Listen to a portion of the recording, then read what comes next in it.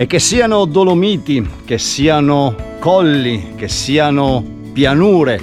non ha nessuna importanza quando si ha l'opportunità di fare una bella passeggiata, di trovare quell'alternativa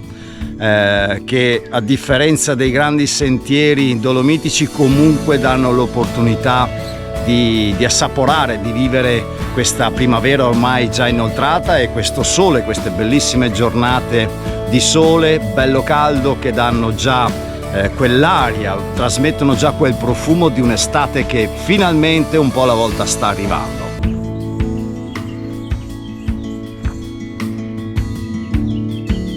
E sono 282 i metri di altitudine del Monte Cinto, non sono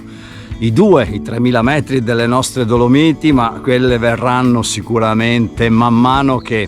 l'estate aprirà le porte soprattutto ai rifugi e a tutti quei luoghi che poi durante la stagione ci permetteranno di salire oltre a questi 282 metri.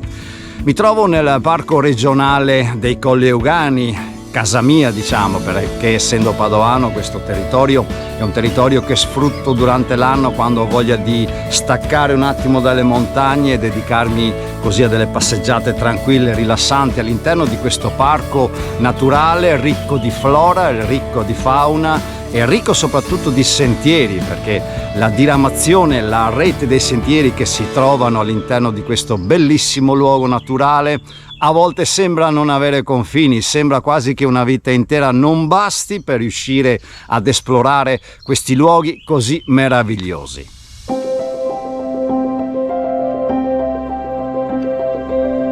Ed è dal Monte Cinto, che è il monte più a sud dell'intero parco regionale, che do il via a questo mio video, al mio consueto video di stagione, dove presentarvi qualche settimana prima le 5 destinazioni, i 5 sentieri da affrontare con la nuova stagione in arrivo. E parlando d'estate ovviamente non potevo scegliere per voi se non 5 destinazioni che si distinguono per delle caratteristiche loro particolari, che portano nelle alte quote e che rimangono sempre all'interno del contesto delle Dolomiti del Veneto, quindi le Dolomiti bellunesi, dell'Alto Adige e del Trentino. E diamo il via quindi a questo viaggio nel tempo. Dovete considerare che tutte le immagini che vedrete delle 5 selezioni video che ho fatto sono immagini d'archivio recenti, perché le ho girate la scorsa estate, quindi durante il periodo estivo 2023, e che quindi da un punto di vista magari di sentieri o altro non cambiano assolutamente nulla. E andiamo dunque, come dicevo, con questa nuova stagione, con quella che è la prima uscita che io vi consiglio da mettere in calendario, da descrivere sulla vostra agenda escursionistica. All'interno delle Dolomiti di Sesto, il Sasso di Sesto, per una bellissima e alternativa panoramica che guarda verso le 3 cime di Lavaredo, direttamente dal rifugio Tre Scarperi. Vai con le Dolomiti di Sesto.